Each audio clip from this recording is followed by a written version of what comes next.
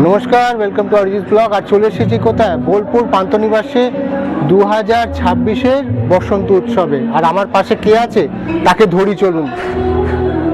শুভ বসন্ত উৎসব 2026। তো আজকে মানববাবুকে এই অবস্থায় প্রত্যেকবারও আমি ধরি, উনি পালানোর চেষ্টা করেন কিন্তু আমি ধরে নিয়ে আসি। তো এই বছরটা কিভাবে উদযাপন করার প্ল্যান, কি প্ল্যান করছেন একটু যদি বলেন।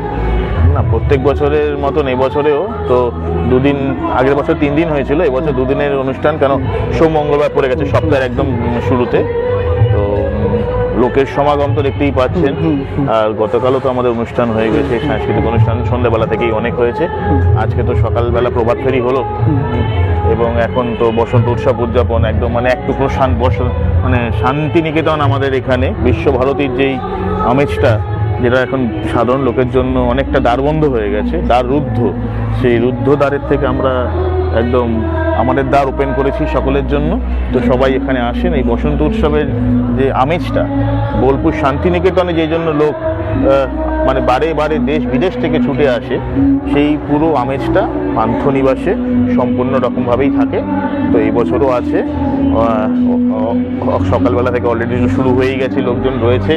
আর এই যে মানে রবীন্দ্র প্রেমী যারা, মানে বাঙালিরা সকলেই আমরা রবীন্দ্র প্রেমী, তো এই রাবীন্দ্রিক যে ঘরানায় বসন্ত উৎসব উদযাপন, সেটা কিন্তু পান্থনিবাসে লোকে চেটেপুটে খায়। কিন্তু একটা জিনিস আপনাকে আমি মানে অজস্র ধন্যবাদ জানাবো। এক তো হচ্ছে বছরে আমি একবার ছুটি পাই, কাজে আসি কিন্তু মেন্টালি একটা ছুটি পাই। দ্বিতীয় হচ্ছে এটা কিন্তু শুধু বসন্ত উৎসব উনি অর্গানাইজ করছেন না, এর সাথে সাথে অনেকগুলো অ্যাডিশন অফ ভ্যালুজ আছে জীবনে।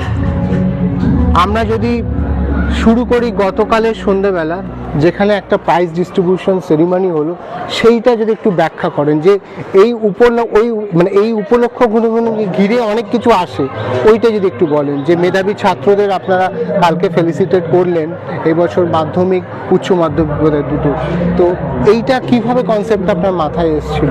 এটা তো বিগত 15 বছর ধরেই হচ্ছে।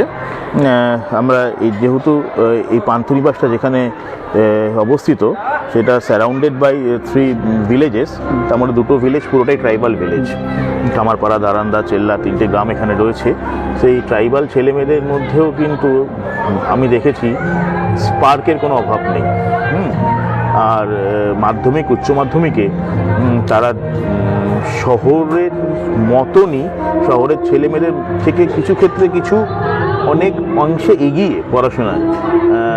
গত বছর যেরকম আমাদেরই এক কর্মী, তার মেয়ে মাধ্যমিকে মেয়েদের মধ্যে প্রথম হয়েছে,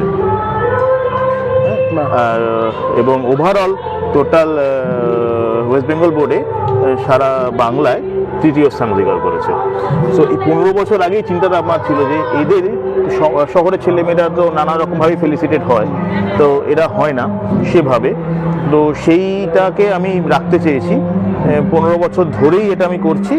আর এটা করার যে ফলটা, সেটা গত বছর আমরা দেখতে পেয়েছি এরকমভাবে যে একজনকে ওই রকম মানে এত কৃতি ছাত্রী আমরা পেলাম, এবং আরও গর্বের বিষয় তারা আমাদের পান্থনিবাসের সঙ্গে ওতপ্রোতভাবে জড়িত।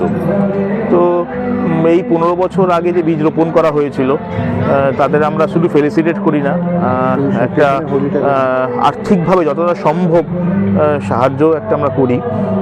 সাহায্য বলা যায় না, বলা যায় যে তারা তাদের যোগ্যতায় একটা আমাদের তরফ থেকে ছোট্ট পুরস্কারে পুরস্কৃত হয়। আর এই অঞ্চলের ছেলেমেয়েরা কিন্তু এটার জন্য ওয়েট করে।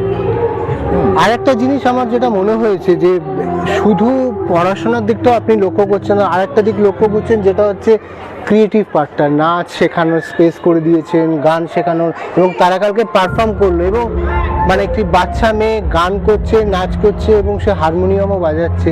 এই যে ট্যালেন্টগুলোকে আপনি সাপোর্ট করছেন একটা সাপোর্ট সিস্টেমের মাধ্যমে, এইটা একটা বড় এনকারেজমেন্ট।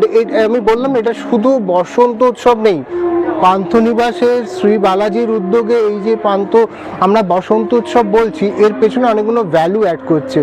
আর আমরা খুব রিসেন্টলি স্টার্টআপ বিলিয়ন্স অ্যাওয়ার্ড 2026 শেষ করলাম, এবং আপনি তো এখানে কিছু স্টার্টআপদেরও সুযোগ করে দিচ্ছেন।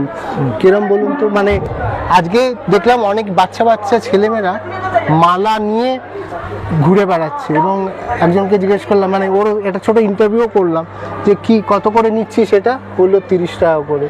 ও কিন্তু একটা নিজের স্টার্ট আপ তৈরি করার, মানে কিছু করে আর্ন করব, সেটা কিন্তু আজ থেকেই কিন্তু এই মেন্টালিটিটা তার তৈরি হচ্ছে। হ্যাঁ, মানে একটা এন্টারপ্রেনারশিপ ছোট ছোট করে তৈরি হওয়াটা খুব দরকার আজকের দিনে ইকোসিস্টেমে। আপনি যদি খেয়াল করেছেন কিনা জানি না, গতকাল দেখেন আমার পান্থনিবাসীর একটি ছেলে, সে তার এই ঠিক শিল্পকলাকে নিয়ে গতকাল বসেছিল, তার একটা স্টল ছিল। হ্যাঁ, তো আমরা এটাকে একটা জায়গা করে দিয়েছি যে তুমি শুধু এই যে বানাচ্ছ এগুলো, আজকেও শুধু বানালে তো চলবে না। আজকেও থাকছে। করে দিয়েছি, ও ডাক্তারের সাথে কথা বলিয়ে দিচ্ছি, ও যা টাকা পয়সা হবে ও বুঝে নেবে। ঠিক ঠিক আছে, ঠিক। আচ্ছা। ও আজকেও বসছে? হ্যাঁ, ও আজকেও বসছে। তো ও তো খুব সুন্দর আর্টিকাপসগুলো করে, আমি অনেক হ্যান্ডিক্রাফটসে কাজ করে, তো খুব ভালো আর্টিশিয়ানও। তো ওকেও আমরা বললাম তুমি কেন এই সময়টাকে ডিসপ্লে করবে না, এবং ও ডিসপ্লে করে খুব খুশি। ও অনলাইনে করতো শুধুমাত্র, তাও ভালো লাগলো যে কালকে ওর প্রোডাক্টগুলো ডিসপ্লে করেছে এবং অনেক লোক ভিড় করে ওকে দেখছিল এবং ওর থেকে কিনছিল।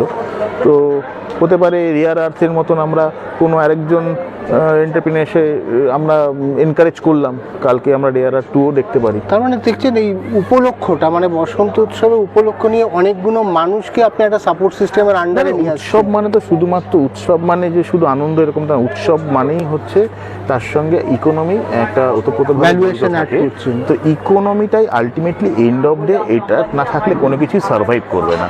তো সব উৎসবের মধ্যে ইকোনমি জড়িত থাকে। তো আমাদের এখানেও তাই, যে উৎসবকে কেন্দ্র করে এত লোক আসছে, এত খরচা হচ্ছে, এত সব কিছু হচ্ছে, সবটাই তো উৎসবকে কেন্দ্র করে। সেই উৎসবগুলোকে আমরা কেন্দ্র করে যদি ছোটো ছোটো ছোটো ছোটো জিনিসগুলোকে একটু এনকারেজ করতে পারি, সেটা ভবিষ্যতের জন্য ডেফিনেটলি একটা বড় পদক্ষেপ হতে পারে। ছোটো ছোটো পদক্ষেপগুলোই বড় পদক্ষেপ হয়ে এইটার মানে এই যে মানে এদেরকে স্পেসগুলো নিয়ে আসছেন, মানে আগামী দিন কি আপনি আরও ব্রডার জায়গায় এদেরকে আস্তে আস্তে প্লেসমেন্ট করার কথা ভাবছেন? দেখুন, যে যার যোগ্যতায় প্লেসমেন্ট হয়ে যাবে। আমি নতুন করে আর কি বলবো, সবার তার নিজস্ব যোগ্যতা থাকে। আমি হয়তো চেষ্টা করি বরাবর, হয়তো না সবসময় চেষ্টা করি একটা নিউট্রাল প্ল্যাটফর্ম করে দিতে। সে একটা নিউট্রাল প্ল্যাটফর্ম করে দিলে সেই নিউট্রাল প্ল্যাটফর্মে যার যেরকম যোগ্যতা থাকবে সে তার যোগ্যতা অনুযায়ী সেই প্ল্যাটফর্মে একটা স্পেস নিজে করে নেবে এবং সে লোকে করেও নেয়। আমার পাস্ট এক্সপিরিয়েন্সও তাই।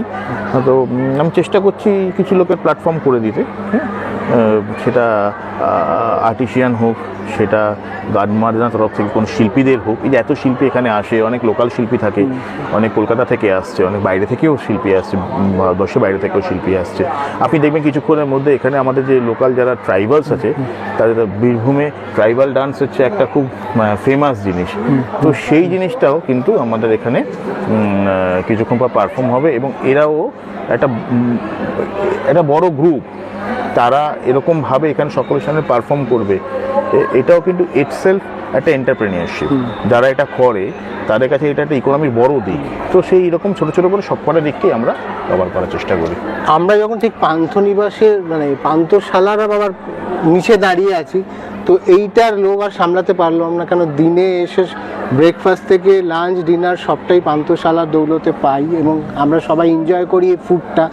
এই পান্থশালার একটু বিশেষত্ব, মানে এটা অনেকবারও বলেছি, কিন্তু আর একবার যদি একটু মানুষের পান্থশালা তো হচ্ছে পান্থনিবাসের একটা মানে হার্ট বলতে পারেন। এই পান্থশালাটা হচ্ছে বাড়ির খাবার, মানে পান্থশালা ফেমাস ফর হোমলি ফুড। আর এই পান্থশালায় লোকে 4 বেলা খায় এবং আমাদের মূল উদ্দেশ্য থাকে যেন হেলদি ফুড খায়, শরীরটা যেন খারাপ না করে। এই জন্য পান্থশালার কনসেপ্টই হচ্ছে রোজকার রান্না রোজ, সকালের রান্না বিকালে চলে না, হ্যাঁ, বিকালেরটা সন্ধ্যায় চলে না। তো এই যে বাড়ির মতো করে রান্না, এবং বাড়িতে ঠিক যেরকম করে আমরা বলি যে একটু পাতলা মাছের ঝোল করে দাও, একটু পাতলা ডাল হোক, ঠিক পান্থশালার কনসেপ্টটা সেখান থেকেই শুরু। লোকে চেটে পুটে সেই পান্থশালায় আসে, খায়। আর এছাড়াও তো এখন আমাদের ফেসবুকে দেখেছেন বিশাল ফুড কোর্ট আমরা করছি, সেখানে একাধিক আমরা বড় ব্র্যান্ডকে নিয়ে এসেছি। ওটা কিন্তু আসবো, আর একটা ব্লগ হবে যেটা আমরা ফুড কোর্ট এবং একটা ফেস ফুডটা আমি দেখিয়েছি, কনস্ট্রাকশন হচ্ছে কিন্তু ওটা ফিনিশ। ওইটাকে আজকে আমরা আরেকটা নেক্সট ব্লগে ওই পার্টটাকে নিয়ে আসবো আপনাদের সামনে। তো থ্যাংক ইউ সো মাচ সময় নেওয়ার জন্যে। মানে এরপরে আরো রঙিন হয়ে উঠবেন, আপনাকে দেখাই যাবে না, খুঁজেও পাবো না। তো আমি তাড়াহুড়ো করে ধরে ব্লগটা করে নিলাম। তো সবাই সুস্থ থাকুন, ভালো থাকুন, দেখা হচ্ছে পরের ব্লগে অরিজিৎ অফিসিয়ালসের সাথে, এবং আমরা ফুড কোর্ট এরিয়া এবং মানে ফ্রেশ ফুডটা কি সুন্দর তৈরি হয়েছে সেটাও আপনাদের সামনে নিয়ে আসবো, ওনার মুখ দিয়েই শুনবো। সবাই ভালো থাকুন, সুস্থ থাকুন। সকলে ভালো থাকুন, বসন্ত উৎসবের অনেক শুভেচ্ছা রইল সকলকে।